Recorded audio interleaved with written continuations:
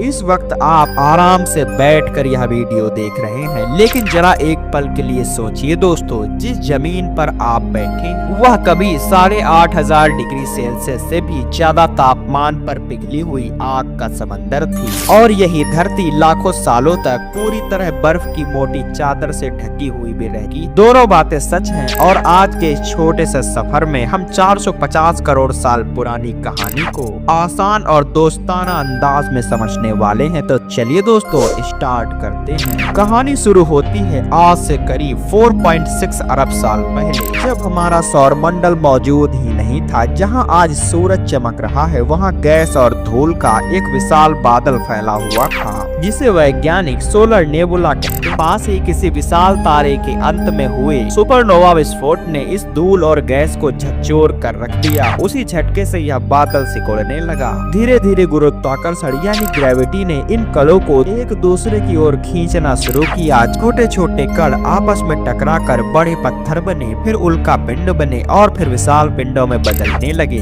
बीच का हिस्सा सबसे ज्यादा घना और गर्म हो गया। हाइड्रोजन और हीलियम गैस दबाव के कारण होने लगे और अचानक न्यूक्लियर फ्यूजन शुरू हुआ। इसी पल हमारे सूरज का जन्म हुआ। सूरज के जन्म के बाद एक और बहुत अहम चीज हुई, जिसे सोलर विंड कहा जाता है। सूरज से निकलने वाली बेहद तेज ऊर्जा और कणों की बारिश ने सौर मंडल के अंदर मौजूद हल्की गैसों को दूर भगा दिया। इसी वजह से शुक्र, बुध, पृथ्वी और मंगल जैसे अंदरूनी ग्रह गैस दानव नहीं बन पाए। अगर यह सोलर विंड थोड़ी कमजोर होती तो शायद पृथ्वी भी बृहस्पति जैसी गैसों से भरा ग्रह होती और जीवन संभव ही नहीं होता। सूरज के चारों तरफ बचे हुए पत्थर और धूल के टुकड़े घूमते रहे, टकराते रहे, जुड़ते रहे, टूटते रहे। करोड़ों सालों की टक्कर और निर्माण के बाद बुध, शुक्र, पृथ्वी और मंगल जैसे ग्रह बने। उस समय पृथ्वी अभी शांत नहीं थी, वह एक जलता हुआ गोला थी। उसकी सतह पिघले हुए लावा से भरी थी। तापमान हजारों डिग्री था। इसी दौर में मंगल के आकार का एक पिंड पृथ्वी से आ टकराया। इस भयंकर टक्कर से पृथ्वी का हिस्सा अंतरिक्ष में बिखर गया और बाद में उन्हीं टुकड़ों से हमारा चांद बना। चांद बनने के बाद भी पृथ्वी पर आराम नहीं था। करोड़ों साल तक उल्का पिंडों की बारिश होती रही। धीरे धीरे करोड़ों सालों तक पृथ्वी की ऊपरी सतह पानी से ढकने लगी। लंबे समय तक वैज्ञानिक मानते रहे कि पृथ्वी का सारा पानी बाहर से आए उल्का पिंडों और धूमकेतुओं से आया है, लेकिन नई रिसर्च बताती है कि पृथ्वी के अंदर मौजूद खनिजों में भी पानी छुपा हुआ था, जो ज्वालामुखियों के जरिए बाहर निकला था। यानी पृथ्वी ने खुद भी अपने महासागर बनाने में भूमिका निभाई है। हर टक्कर आग, धूल और गैस फैलाती रही, लेकिन उन्हीं उल्का पिंडों में पानी और खनिज भी मौजूद थे। धीरे धीरे पृथ्वी ठंडी होने लगी। जब पृथ्वी का लोहे और निकल से बना कोर घूमने लगा तो उसने एक अदृश्य ढाल बनाई, जिसे चुंबकीय क्षेत्र कहते हैं। यही ढाल आज भी सूरज से आने वाली घातक किरणों और सोलर स्टॉर्म से हमारी रक्षा करती है। वैज्ञानिक मानते हैं कि अगर यह चुंबकीय क्षेत्र ना होता तो पृथ्वी का वातावरण भी मंगल की तरह उड़ चुका होता। भारी तत्व जैसे लोहा और निकल नीचे डूबकर कोर में चले गए, हल्के तत्व ऊपर की परत में जम गए। फिर एक समय आया जब आसमान से गिरते धूमकेतुओं और ज्वालामुखियों से निकली भाप ने मिलकर पहली बारिश पैदा की। यह बारिश लाखों सालों तक चलती रही और पृथ्वी पर इस तरह महासागर बने।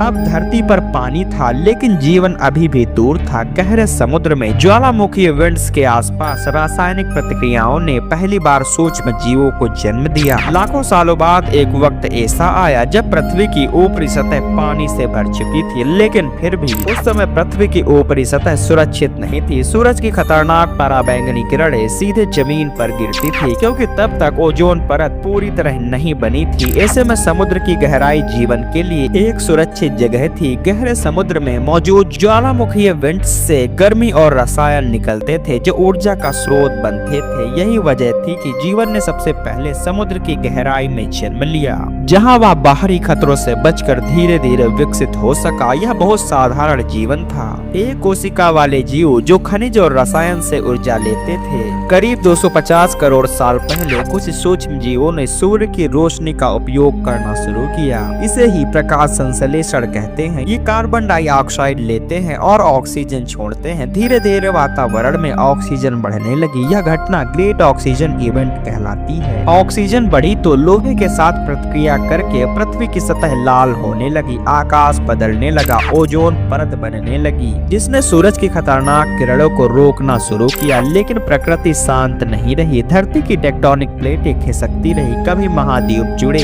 कभी टूटे। कई बार पृथ्वी इतनी ठंडी हुई कि पूरी तरह बर्फ से ढक गई। इसे स्नोबॉल अर्थ कहा जाता है। धरती पर मौजूद बर्फ सूरज की रोशनी वापस अंतरिक्ष में भेज देती थी, जिससे ठंड और बढ़ती थी। फिर ज्वालामुखी फटे, कार्बन डाइऑक्साइड बढ़ी और धरती फिर से गर्म हुई। यह चक्र कई बार चला। हर बार कुछ प्रजातियां खत्म हुई, कुछ बची और कुछ प्रजातियां और भी मजबूत बनकर उभरी। करीब 54 करोड़ साल पहले समुद्र में जीवन तेजी से विविध होने लगा। इसे कैम्ब्रियन विस्फोट कहा जाता है। पहली बार जटिल शरीर वाले जीव दिखाई दिए। फिर पौधे जमीन पर आए। करीब 47 करोड़ साल पहले पहली बार छोटे छोटे पौधे भूमि पर उगे। धीरे धीरे जंगल बने, कीड़े आए, फिर मछलियां जमीन पर आईं और उभयचर बने। समय बीता और सरीसृप विकसित हुए। करीब 25 करोड़ साल पहले पृथ्वी की ज्यादातर जमीन मिलकर एक महाद्वीप बनी, जिसे पैंजिया कहा जाता था। यहाँ मौसम कठोर थे, फिर भी इसी धरती पर डायनासोर नामक प्रजाति का जन्म हुआ। उन्होंने लगभग 16 करोड़ साल तक इस धरती पर राज किया। लेकिन करीब 6.6 करोड़ साल पहले एक विशाल क्षुद्र ग्रह मैक्सिको के पास आ टकराया। यह टक्कर इतनी भयानक थी कि लाखों परमाणु बमों के बराबर ऊर्जा निकली। आग, धूल, अंधेरा और ठंड ने डायनासोरों का अंत कर दिया, पर छोटे स्तनधारी जीव बच गए। धीरे धीरे वे विकसित हुए। अफ्रीका के जंगलों में प्राइमेट्स उभरे। जलवायु बदली, जंगल घटे।